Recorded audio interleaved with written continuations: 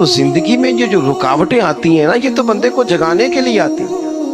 ان مع العسر یسرا، ان مع العسر یسرا۔ ایک دفعہ اگر مشکل آئے تو اللہ دو آسانیاں دیتا ہے، ہم نہ گھبرا جاتے ہیں۔ یہ دکھ تو بڑے پیارے ہوتے ہیں، یہ تو بڑے نفع بخش ہوتے ہیں، یہ تو فائدہ کرتے ہیں بندے کا۔ تکلیفیں جیسے جیسے زندگی میں آتی ہیں بندہ پالش ہوتا جاتا ہے۔ جیسے جیسے میں اکثر دوستوں سے کہتا ہوں، کبھی مشکل آ جائے اور کوئی بندہ ساتھ نہ بندے کے چلے، نہ رشتہ دار چلے، نہ دوست چلے، نہ گلی محلہ کوئی ساتھ نہ چلے، تو ہم شکوے کرتے، حالانکہ شکوے نہیں کرنے چاہیے۔ اگر یہ ساتھ نہ کوئی بھی چلے تو بندے کو اکیلے لڑنے کا حوصلہ نصیب ہو جاتا، اسے پھر ہمت مل جاتی ہے کہ یہ سفر میں نے اکیلے طے کرنا ہے۔ تکلیفیں بڑی سونی ہوتی ہیں، جب تکلیف آئے تو رب کہتا ہے وَتَوَاصَوْا بِالصَّبْرِ، اب ایک دوسرے کو صبر کی نصیحت کرو۔ یہ جب دکھ آتے ہیں نا، دکھ بندے کو نرم کر دیتا، بیماری نفسانی خواہشات کو ختم کر دیتی۔ بیمار بندہ، اس کا کسی غلطی کی طرف دھیان ہی نہیں جاتا، وہ پورا جڑ جاتا ہے اپنے رب سے، اس کے اندر سے نفسانی خواہشات ختم ہو جاتی۔ جب آپ دکھی ہوتے ہیں نا، پھر کوئی سجدے کا مزہ آتا ہے، پھر کوئی دعا میں لطف آتا ہے، پھر کوئی رب سے دل لگانے میں مزہ آتا ہے، پھر دل کرتا ہے کہ کوئی بندہ موجود نہ ہو، میں اکیلا ہوں مسجد میں، رج کے یاد کروں اپنے مالک کو۔ جب آپ صبر کرتے، قرآن پاک میں نا کم و بیش کوئی 99 کے قریب 90 سے زیادہ مرتبہ صبر کا ذکر ہے، اور محدثین نے تصریح کی ہے کہ کوئی 500 کے لگ بھگ حدیث پاک میں صبر کا ذکر ہے، حوصلے سے، صبر سے۔ وَتَوَاصَوْا بِالصَّبْرِ، صبر بندہ کر کے دکھائے، اس کے اندر حوصلہ ہو، دلیری ہو۔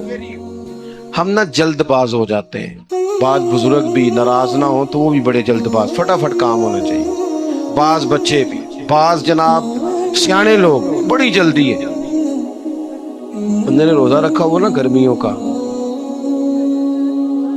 عصر کے وقت اگر وہ بڑا سوڑا پڑ جائے نا تو روزہ پھر کھل جاتا ہے۔ کھولیے، بڑی جلدی ہے جی، بڑی ٹینشن ہے جی، بڑا لگ رہا ہے، تو کھل جائے گا یہ کہنے سے۔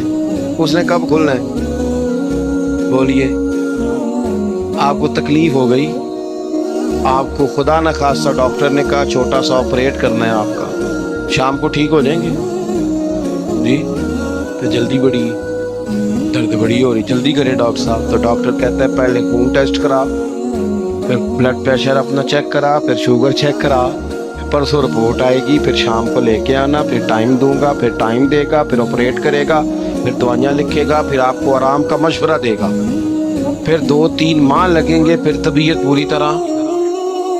تو کرنا کیا پڑے گا؟ صبر۔ کیا کرنا پڑے گا؟ صبر۔ صبر زندگی میں ضروری ہے، اگر صبر نہیں تو پھر کوئی کام بھی۔ اپنے مزاج میں حوصلہ لائیں، حلم ہو، بردباری ہو، صبر ہو، تحمل ہو۔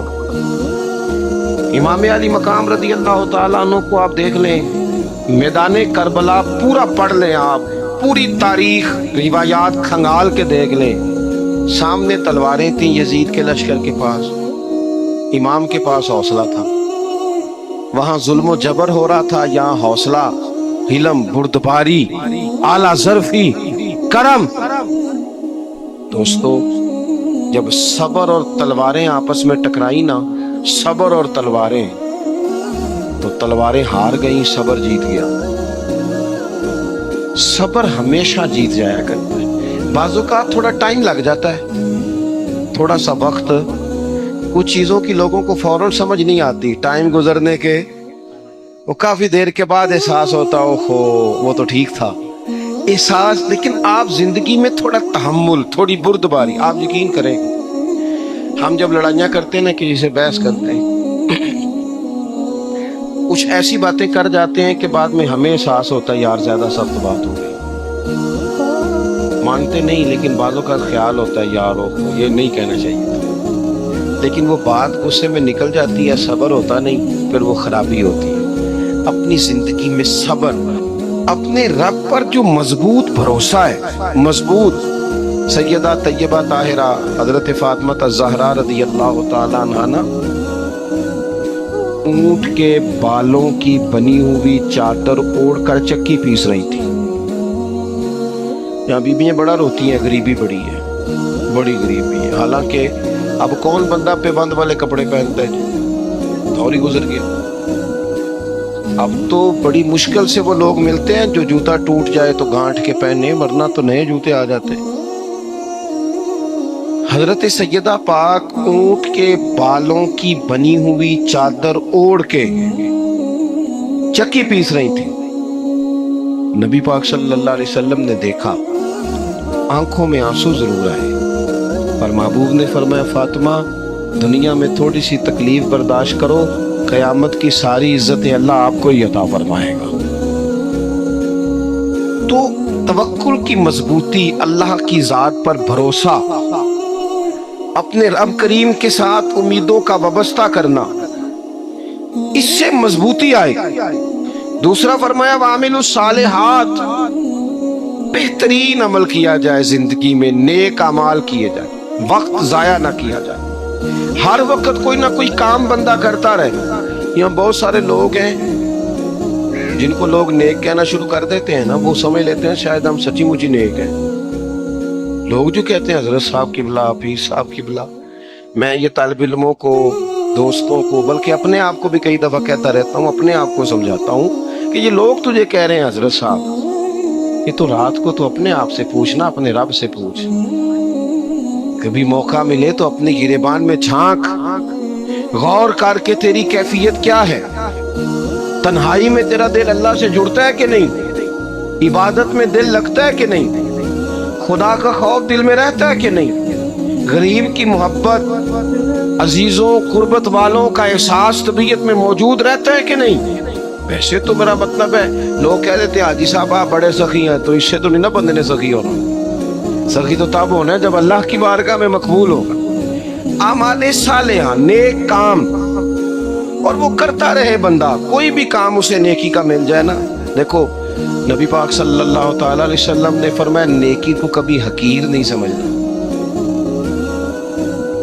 کبھی حقارت سے نہیں نیکی کرنی کہ یہ بڑی چھوٹی ہے تو میں اس کو کروں. آپ فرمایا کبھی حقیر نہ سمجھنا، نیکی کا کام جو بھی ملے کر دینا. فرمایا اگر بھائی سے مسکرا کے ملو گے بھی نا تو اس پر بھی اللہ تمہیں صدقے کا ثواب عطا کرے گا. ہم تو اس دین سے کے ماننے والے ہیں جو کہتا ہے تو گلی سے روڑا اٹھا دے، کانٹا اٹھا دے، کسی کی تکلیف دور کر دے، کسی اس پر گنجائش کر دے، کسی کے لیے آسانی کر دے. جو بھی خیر کا کام میسر آئے پورے دن میں اسے چھوڑے نہیں. صبح گھر سے نکلیں، وہ ایک صحابی تھے، غالباً تابعی تھے، تو بازار جاتے اپنے غلام کے ساتھ تو سارا بازار گھوم کے واپس آ گئے. خادم نے کہا جناب کو نہ کوئی خریدا نہ کچھ بیچا. تو آپ سارا بازار گھوم کے آ گئے. فرمانے لگے تیرا کیا خیال ہے؟ میں نے کچھ بھی نہیں کیا. کہا جناب پھر کیا کیا ہے؟ فرمانے لگے تم نے دیکھا جو بندہ بھی گزرا ہے میں نے اس کو کہا السلام علیکم، تو کتنی کو نیکیاں میں جمع کر کے آ گیا ہوں. کوئی خیر جو میسر آئے. ہم سمجھتے ہیں کہ شاید کوئی کروڑ کو روپیہ ہوگا تو پوری مسجد بناؤں گا تو پھر میں نے نیکی کر دی. شاید جناب میں، حالانکہ یہ چھوٹے چھوٹے کام ہیں نا، چھوٹے چھوٹے کام، ان کی تو زیادہ ضرورت ہوتی ہے، ان کی تو زیادہ حاجت ہوتی ہے. کوئی آپ رستے میں گزر رہے ہیں تو نیچے کوئی کھڈا بنا ہوا ہے تو اس پر ہم کیا کرتے ہیں؟ گاڑی میں بیٹھ کے تبصرہ کرتے ہیں اے روڈ کھورے کدو بننا ہے. بھئی یہ کھڈا ہے نا تو آپ نیچے اترے نا، تو آپ دھابڑا لیں نا، کئی پکڑے نا، یہ تو 5 منٹ کا کام ہے، یہاں آسانی کر دیں نا، آپ اس میں گنجائش کر دیں. حضور سید عالم علیہ السلام نے فرمایا، امام راضی نے حدیث لکھی ہے، قیامت کے دن ایک بندے کو اللہ معاف کرے گا تو مالک وہ بندہ عرض کرے گا یا اللہ میں تو بڑا گنہگار ہوں، کس وجہ سے معافی ہوئی؟ فرمایا رات کے وقت تو گزر رہا تھا، تیرے پیر سے روڑا ٹکرایا تھا، تو نے اٹھایا ادھر ادھر دیکھ کے کہ کوئی اللہ کے کسی بندے کو تکلیف نہ ہو جائے. کمالی کو ہو وہ تو میں نے زمانہ بیت گیا، کوئی اتنی بڑی بات بھی نہیں سمجھی. تو رب کریم نے فرمایا تو رات کے اندھیروں میں بھی میرے بندوں کا خیال رکھتا تھا تو میں تیرا خیال نہ کروں؟ कोई अमल हमारे यहाँ लोग कोई काम नहीं करते, बिल्कुल नहीं, कोई काम नहीं, ना बड़े ना छोटे ना समझदार ना अनपढ़, कुछ भी नहीं। नशिस्तन गुफ्तन बरखास्तन, बैठो राज के गप्पे मारो, तबसरे करो, फलाना कुछ नहीं कर रहा, फलाना कुछ नहीं कर रहा, उसके बाद उठ के चले जाओ। कुछ करें, वामिलुस सालिहात, नेकियां जमा करें जिंदगी में, खजाना बनाए, खजाना, अपनी ड्यूटियां अपनी जिम्मेदारियां पूरी करें, हर वक्त काम, हर वक्त जिम्मेदारी, हर वक्त ड्यूटी। देखे ना इमाम हसन और हुसैन, इनकी आप कभी जिंदगी का मुताला करें, फर्ज नमाज के अलावा 100 रकत नमाज नफल रोज पढ़नी, पता करना है गरीब कहाँ कहाँ है, उनका ख्याल रखना है, और नीरे पैसे नहीं देने। हमारे लोग गरीबों को पैसे जरूर देते हैं, इज्जत नहीं देते, उनको 4 पैसे की मदद जरूर कर देते हैं, पर इज्जत नफ्स का ख्याल नहीं रखते। इमाम ज़ैनुल आबिदीन रज़ी अल्लाह ताला अन्हु फरमाते हैं, गुजर रहे थे, आप देखें ना, इमाम गजाली हदीस लाए हैं कि बंदा और कुछ ना करे, किसी मोमिन का दिल राजी कर दे तो अल्लाह 60 साल की नफली इबादत का सवाब अता करता है। दिल बदस्तावर के हज अकबर अस्त, आज हजारा का यक दिल बेहतर अस्त। किसी का दिल खुश कर देना, उसको राहत दे देना, उसको करार दे देना, उसके लिए कोई ऐसा सामान कर देना कि बंदा मुतमईन हो जाए, सुकून हो जाए। ये हमारे यहाँ जो लोग होते हैं ना, सरकारी मुलाजिमीन, ड्यूटियों वाले, इनकी तबीयतों में तलखी होती है। ये अगर सिर्फ प्यार करने लग जाए ना, मैं कुछ मेडिकल से वाबस्ता लोग मेरे अहबाब में से हैं, तो मैं उनसे कहता हूँ कि शिफा तो अल्लाह ने देनी है, चलो तुम दुआई तो आज के दिया करो, तुम आने वाले की बात तो तवज्जो से सुनो। वो बेचारा अपनी बात, हमारे एक बुजुर्ग थे तो तावीज़ लिखा करते थे, बड़े आलिम थे, मुझे कुछ थोड़ी सी ना मेरे दिल में उनके बारे में खफगी रहती थी कि आप इतने बड़े आलिम हैं, आप किताब लिखें, आप तवीज़ लिख रहे हैं, और फिर लोगों ने कमाई करनी होती है, आप तो मुफ्त देते हैं सारा कुछ, इतनी लंबी ड्यूटी, सारा दिन बैठे रहते हैं आप और लिखते तवीज़ हैं, पढ़ाएं आप। मैंने एक दिन उनसे गुजारिश की, मैंने कहा शेख आप बड़े आदमी, जिन लोगों को अल्लाह ने रसूख फिल इल्म अता फरमाया होता है, उनमें से आप, अल्लाह ने आपको पुख्तगी दी है इल्म में, शौरी आलिम में, आप सारा दिन तावीज़। फरमाने लगे यार मैं तावीज़ नहीं लिखता, असल मसला ये है कि जो तावीज़ लेने आता है वो अपना सारा दुख सुनाता है, तो मैं तावीज़ नहीं लिखता, मैं ना बस लोगों के कलेजे ठंडे करता हूँ। मैं किसी का, अब तो बच्चों के पास टाइम ही नहीं, वो तो अब्बा का दुख नहीं सुनते, बिल्कुल नहीं, वो तो ढूंढते हैं कोई कोना मिले तो जाके मोबाइल देखें, तो बैठते ही। अम्मा कह रही होती है कि पुत्र को 10 मिनट मेरे पास भी बैठा कर, लेकिन पुत्र मसरूफ पड़ा है, वीडियो चढ़ानी है उसने, टिकटॉक बनाना है उसने नई तस्वीर चढ़ानी है। हम उलझ गए। ये चीज़ें इंसान को नफसियाती तौर पर कमज़ोर कर देती हैं। जो लोग ज़्यादा ये काम करते हैं उनके हाफ़ज़े कमज़ोर हो जाते हैं, वो उलझ जाते हैं, उन्हें पता नहीं होता रात मैंने क्या कहा था, सुबह मैं क्या कह रहा हूँ। हर वक्त नहीं, ज़रूरत के वक्त, हर टाइम नहीं, मखसूस औक़ात। हज़रत इमाम ज़ैनुल आबिदीन रज़ी अल्लाह ताला अन्हु फरमाने लगे, हम गुजर रहे थे, इमाम हुसैन साथ थे, तो रास्ते में ना कुछ गुरबा गरीब लोग बैठ के खाना खा रहे थे। कहते हमारी उन पर नजर पड़ी तो उन्होंने हजरत इमाम हुसैन रज़ी अल्लाह ताला अन्हु से कहा, हुजूर आइए तशरीफ लाइए, खाना खाइए। जरूरी नहीं होता आपको सबका खाना पसंद ही आए, टेस्ट अपने अपने होते, ये जरूरी तो नहीं। खाना पसंद ना भी आए तो दिल तो फिर भी राजी रखना चाहिए। कुर्बान जाए, नबी पाक ने किस तरह हमारी तरबियत की। हज़रत आयशा सिद्दीक़ा रज़ी अल्लाह ताला अन्हा फरमाती है, करीम महबूब का मैंने ये तरीका देखा कि अगर खाना ना पसंद होता तो छोड़ देते, पर कभी उसमें से नुक्स ना निकालते, ऐब जो ही ना करते। गर्मी के मौसम में खड़ी है बेचारी खातून, और कितनी मुशक्कत से उसने खाना बनाया, और कितनी गर्मी सही है चूल्हे के सामने, लेकिन साहब वो खाना रखा है तो वो कहते हैं ये तू की पकाया, वो खाने वाली चीज है भाई, इस तरह करना, अब जो अगली हंडिया वो तू पका, आ ना तू खड़ा हो।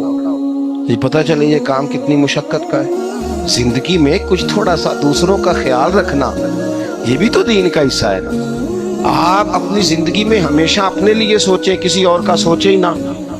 تو میرے عزیز یاد رکھیں گے آپ، امام زین العابدین کہتے ہیں نبی پاک صلی اللہ تعالی علیہ وآلہ وسلم نے نا حضرت امام علی مقام کی، امام حسن اور حسین کی اس طرح سے کچھ تربیت فرمائی تھی کہ غریب پروری ان کے اندر رچ بس گئی تھی، مزاج بن گیا تھا۔ وہ غربا بیٹھے تھے، دسترخوان بچھائے سڑک کے کنارے، تو امام حسین گزرے تو انہوں نے آواز دی، امام صاحب روک گئے، کہنے لگے حضور تھوڑی روٹی نہیں کھا لیتے ہمارے ساتھ؟ تو امام صاحب آ گئے، نیچے بیٹھ گئے غریبوں کے ساتھ۔ کوئی جرت کرے نا، چلو امیروں نے تو غریبوں کے ساتھ بیٹھنے کی جرت نہیں کرنی، کوئی پیر ہی بیٹھ جائے غریبوں کے ساتھ، وہی مہربانی کر دے کہ میں پیر صاحب ہوں، قبلہ ہوں، تو میں ہی چلو لنگر کھا لوں مریدوں کے ساتھ بیٹھ کے۔ ہماری تو محفلوں میں بھی نا جی، نعت خانوں کا، مولویوں کا، دوسروں کا کھانا اور ہوتا ہے، اور غریب آدمی کو شاپر میں چاول ڈال کے دیتے ہیں، ساتھ اسے کہتے ہیں یہ لنگر شریف ہے۔ بھئی اگر یہ شریف ہے، تبرک ہے، تو اے پیر صاحب نو نہیں سی لنگدا، اڑتا ہے گلے میں لنگر ان کو۔ یہ لنگر شریف جو ہے یہ نعت خان کو بھی تو گزرنا تبرک ہے کہ نہیں؟ ہاں نہ تو کرو نا، تو جیڑی زیادہ تبرک والی شے ہے وہ پیراں نو بھی تو کھانی چاہیے نا۔ نعت خان کو اس کے لیے لہدا سے مرغ مسلم اعلیٰ کھانے۔ میں اکثر دوستوں سے کہتا ہوں چلو میلاد شریف پہ ہی صحیح، سب کے لیے اچھا کھانا پکاؤ۔ چلو جس غریبوں کے بچوں کو بیچاروں کو سارا سال وہ بوٹیوں کے لیے لڑتے ہیں، تم میلاد پہ اچھی روٹی پکا دو، تو بچہ جب کھائے گا نا بہت ساریاں بوٹیاں اور چاول، اور اپنے ابا سے پوچھے گا کہ ابا جی آج کی گل ہے، بڑا گوشت پہ لبد ہے، تو ہو سکتا ہے غریب باپ روئی پڑے اور اسے کہے پتر تو آج راج راج کے کھاج ساڑھے نبی پاک دا میلاد شریف ہے۔ تو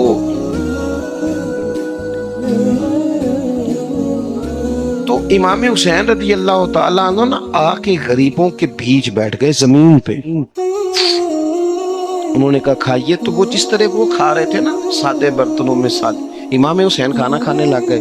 میں نے کہا خیر کا کام کوئی بھی ملے اسے ضائع، چلو اور کچھ نہیں کر سکتے تھے، کسی کو سڑک ہی پار کرا دے نابینا کو، چلو اور کچھ نہیں کر سکتے، تو آپ کو پتہ ہے کہ سامنے والا بوجھ لے کے گزر رہا ہے، آپ تھوڑا سا ہٹ جائیں روڈ سے، اسے گزر لینے دیں، کوئی تو کام زندگی میں، کوئی ارادہ تو خیر کا بندہ کرے۔ امام حسین بیٹھ گئے، ان کے ساتھ روٹی کھائی، تھوڑی دیر کے بعد اجازت لی، فرمایا جاؤں؟ کہنے لگے حضور اور کھائیے، فرمانے لگے میں تو ابھی روٹی کھا کے آیا تھا اور آج تک ایسا نہیں ہوا کہ دوبارہ کھانا کھاؤں، ایک لقمے کی بھوک نہیں تھی، جتنا بھی کھایا ہے نا یہ تمہارا دل خوش کرنے کے لیے کھایا ہے۔ غرباء مساکین کی وعامل الصالحات، ایماندار بندہ ایمانداروں جیسے کام کرتا ہی اچھا لگتا ہے۔ 25 حج کیا امام حسن اور حسین نے مدینے سے مکے پیدل جا کے، کتنے بولیے؟ میں کہتا ہوں چلو ہم باجماعت نماز ہی پڑھ لیا کریں، چلیں حضور صلی اللہ علیہ وسلم نے فرمایا فجر کی نماز پڑھ کے بیٹھ جاؤ، اشراق چاش تک اللہ کا ذکر کرو، 2 نفل اشراق کے 2 چاشت کے پڑھ لو، اللہ 2 حج اور 2 عمرے کا ثواب عطا کر دے۔ مشکل کام تو نہیں ہے، مشکل تو ہاں ہی نہیں کیتی تھے، یہ مشکل ہے۔ ویسے یہ کہ آنکھ کھل جائے تو 25-30 منٹ 40 منٹ موبائل پہ گزر جائے وہ تو سوکھا ہے، یہ مشکل ہے۔ دوستو نیک اعمال ان پر کوشش، اہل بیت نے ہمیں سبق یہ پڑھایا ہے، حضور کے اصحاب نے ہمیں سبق یہ پڑھایا۔ تیسری بات فرمایا وَتَوَاصَوْا بِالْحَقِّ، صرف یہ نہیں کہ تم نماز پڑھ کے تو بیٹھ جاؤ، تم نے نا بے نمازی کو نماز کی دعوت بھی دینی ہے۔ مظلوم پر ظلم ہوتا رہے اور کونے میں چپ کر کے بیٹھے نہیں رہنا، بلکہ اگر ہاتھ پکڑا جا سکتا ہے تو ظالم کا ہاتھ پکڑنا ہے۔ نبی پاک علیہ الصلوۃ والسلام نے فرمایا اپنے بھائی کی مدد کرو چاہے وہ ظالم ہو یا مظلوم ہو، بھائی کی مدد کرو چاہے ظالم ہو یا مظلوم ہو۔ تو صحابہ نے عرض کی یا رسول اللہ صلی اللہ تعالی علیہ وسلم یہ مظلوم کی مدد تو سمجھ میں آتی ہے، یہ ظالم کی مدد کیسے کریں؟ نہیں سمجھ آ رہی ہے آپ کو بات کی؟ یا رسول اللہ صلی اللہ تعالی علیہ وسلم مظلوم کے ساتھ کھڑا ہونا تو ہماری عقل میں آ گیا، تو ظالم کی مدد کیسے کرنی ہے؟ نبی پاک صلی اللہ تعالی علیہ وسلم نے فرمایا ظالم کو ظلم کرنے سے روک دو، تم نے اس کی مدد کر دی، اسے باز کرو۔ لیکن ہم تو اتنی جرت ہی نہیں رکھتے بدی کو بدی کہنے کی، اتنی طاقت ہی نہیں ہوتی، جھوٹ کو جھوٹ کہنے کی ہمت۔ ہمارے گھر میں سارا کچھ ہو رہا ہوتا ہے، ہمیں پتہ ہوتا ہے کہ فلاں جگہ پہ ہمارا قبیلہ ہماری برادری غلط ہے، پر اتنی جرت کرتے ہم سچ بولتے ضرور ہیں پر دوسروں کے بارے میں، اپنے بارے میں سچ بولنے کو تیار نہیں ہوتے۔ جرت کا مظاہرہ کریں، زندگی میں حق کو حق کہنا سیکھیں، غلط کو غلط کہنا سیکھیں، جھوٹ کو جھوٹ کہیں، بدی کو بدی کہیں، سچائی کا ساتھ دیں ہمیشہ۔ ہم نے جب تک دیکھو نا ظلم ہوتا رہے، زیادتی ہوتی رہے، اپنا دروازہ اندر سے بند کر لو، پتر باہر نہ جانا، کیوں جی باہر اس پہ ظلم ہو رہا ہے، ان کے گھر آگ لگی ہے، کوئی ہمارے گھر تو نہیں نہ لگی۔ یاد رکھنا پڑوسیوں کی آگ نہ بجھاؤ گے تو اپنے گھر بھی آ جائے گی۔ اگر مظلوم کا ہاتھ نہیں پکڑو گے تو ظالم دلیر ہو جائے گا۔ اور ہمارے جتنے بھی بزرگ گزرے انہوں نے ظالموں کو ظالم کہا۔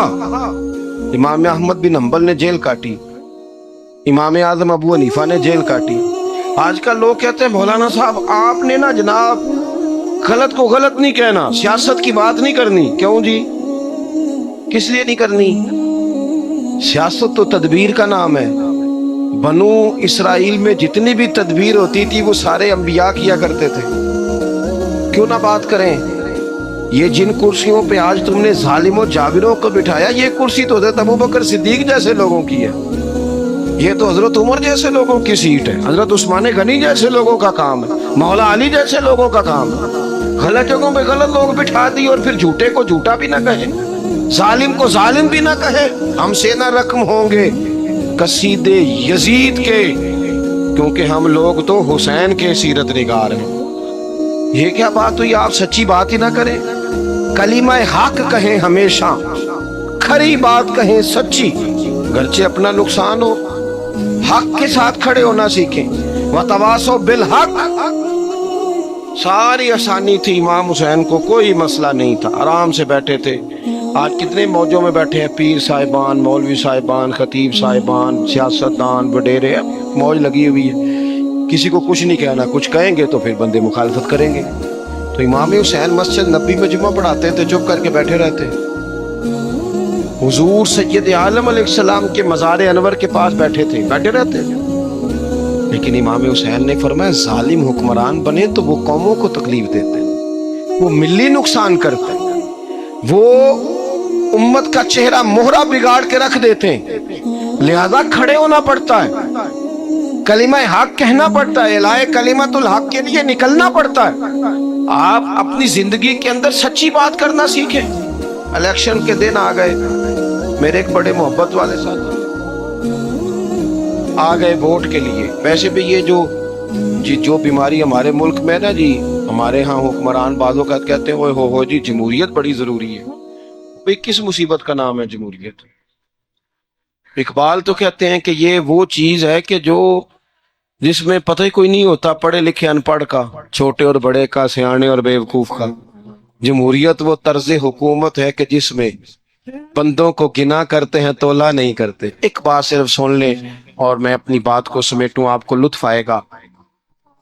تمام صحابہ حضور کے گرد بیٹھے تھے، اور جہاں سب لوگ بیٹھے تھے وہاں جگہ ذرا کم تھی۔ حضرت سیدنا ابوبکر صدیق رضی اللہ تعالیٰ عنہ بالکل حضور کے ساتھ بیٹھے تھے، وہ آج بھی بالکل ہی حضور کے ساتھ ہیں۔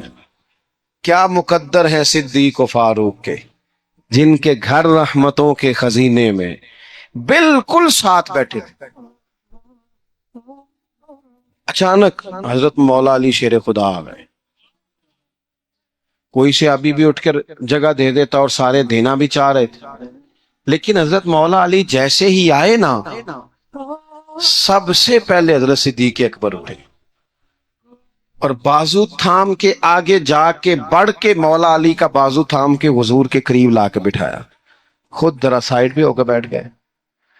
اب یہ حضور کے سامنے سارا کچھ ہو رہا ہے تو بولنا کس نے تھا؟ کسی کو ضرورت ہی نہیں ہوتی تھی محبوب کے سامنے کوئی تبصرہ کرے، کوئی کر ہی نہیں سکتا تھا، کسی کو ضرورت ہی نہیں تھی، کوئی نہ بولا، خود رسول کریم بولے اور حضور فرمانے لگے دیکھا تم نے میرے ابو بکر نے کیا کیا؟ اور پھر حضور نے جو جملے کہے وہ یاد رکھنے والے ہیں، شیخ اسماعیل حقی نے اس کو لکھا ہے، نبی کریم فرمانے لگے عزت والا ہی کسی کو عزت دیا کرتا، فضل والے لوگ ہی دوسرے کا فضل سمجھا کرتے ہیں۔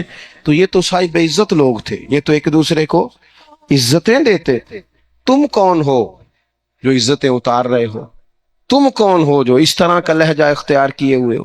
تو ان لوگوں کا آپس میں گہرا تعلق، رب، پیار، محبتیں، خلوص، وارفتگیاں، تو کبھی بھی کسی ایسے شخص کے چکر میں نہ آئیں جو ہمیں ان لوگوں سے لڑانے کی صحیح کرے۔ اللہ تعالیٰ کی بارگاہ میں دعا کرتا ہوں جو میں نے کہا ہے اللہ اسے قبول فرمائے، جہاں ہم بھول گئے ہیں اللہ درگزر کرے۔ آخر دعوانا ان الحمدللہ۔